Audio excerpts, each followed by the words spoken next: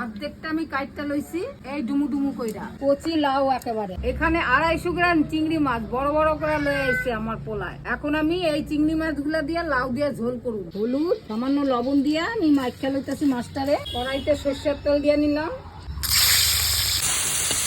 মাছগুলারে হালকা ভাজা লমু উঠাই লইলাম। মাছ ভাজার তেলের মধ্যেই আমি লঙ্কা, জিরা আর তেজপাতা দিয়ে দিলাম, আদা কুচিও দিয়ে দিলাম, লবণ পরিমাণ মতো, হলুদ, সামান্য জিরের গুঁড়া, সামান্য ধনিয়ার গুঁড়া, কাঁচা লঙ্কা, ভালো করে আমি লাইরা করে হাইটটা দিয়া কষামু। ঢাকনাটা খুললা বারবার করে আমি কষাইলাম। কষাইতে কষাইতে আমি সামান্য চিনি দিয়ে নিলাম।